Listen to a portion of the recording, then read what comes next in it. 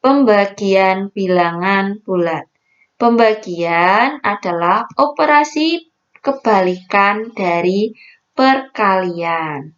Nah, jika ada A dikali B sama dengan C, berarti A itu sama dengan C dibagi B. Ya, dengan B ini bukan sama dengan 0. B-nya itu bukan sama dengan 0. Kemudian kalau ada A kali B sama dengan C, berarti B-nya adalah C dibagi A. Dengan A itu bukan 0. Oke ya.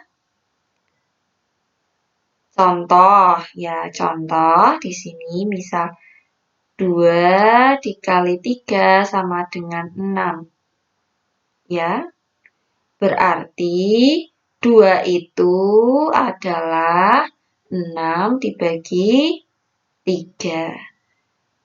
Nah, kalau misal 3 itu artinya 6 dibagi 2. Ya. Oke, selanjutnya. Sifat pembagian.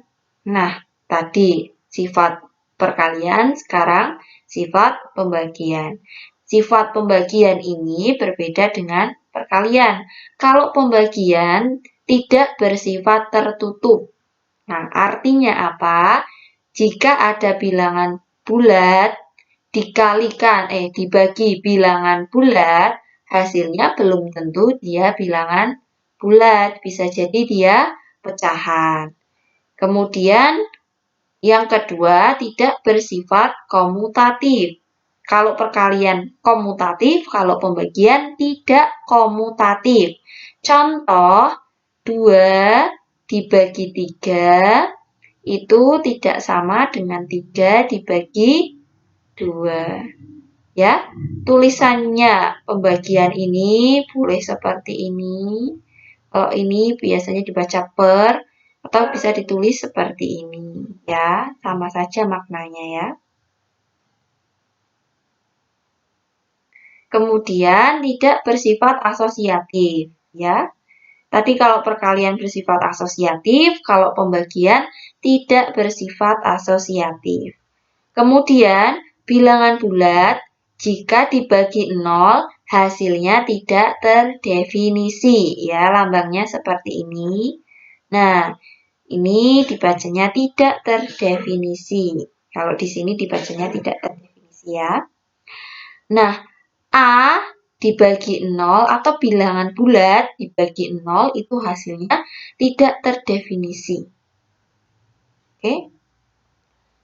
Contohnya, misal kue dibagi oleh 0, 0 itu kan gaib ya. Kita tidak tahu ya. Tidak terdefinisi. Kemudian kalau 0 dibagi bilangan bulat hasilnya 0. Misal ada sebuah 0, 0 itu kan tidak ada apa-apa dibagi orang ya. Dapatnya ya tidak ada apa-apanya. 0 dibagi bilangan bulat hasilnya 0. Tapi kalau bilangan bulat dibagi 0 hasilnya tidak terdefinisi. Oke, selanjutnya. Sekarang silahkan kerjakan latihan halaman 9 nomor 2 yang pembagian. Di pause dulu videonya, dikerjakan dulu. Kalau sudah selesai silahkan lanjutkan lagi videonya. Oke, sekarang kita lanjutkan untuk urutan operasi pengerjaan hitungan. Perlu diingat ini, dipahami dan dicatat baik-baik. Jadi untuk menghitung, yang pertama dihitung adalah bentuk yang ada di dalam kurung. Yang ada di dalam kurung dulu, kemudian bentuk eksponen. Kalau ada eksponen itu pangkat, ya. Nanti kalau ada bilangan yang berpangkat, berarti dihitung dulu. Setelah itu baru perkalian dan pembagian secara berurutan dari kiri ke kanan. Setelah itu baru penjumlahan dan pengurangan secara berurutan dari kiri ke kanan. Ingat kalau di Jawa ada yang namanya pipolondo, ping, poro, lan, sudo, ya. Oke, sekarang kita lihat contoh berikut. Coba perhatikan pekerjaan dua siswa berikut. Manakah yang benar kira-kira? Jawaban ini jawaban Tini, ini jawaban Tono. Contohnya ini ada soal 6 ditambah 3 dikali negatif 2 tambah 4 dibagi 3 sama dengan berapa? Nah, dijawab sama Tini hasilnya 8, dijawab sama Tono hasilnya 6. Nah, kira-kira manakah yang benar? Yuk dijawab dalam hati. Ya, yang benar adalah jawabannya Tini. Karena Tini menggunakan urutan hitungan yang tadi. Dia menghitung yang dalam kurung dulu. Negatif 2 tambah 4, 2. Setelah itu, dia kerjakan perkalian dulu. 3 kali 2, 6. Setelah itu dia kerjakan pembagian dulu.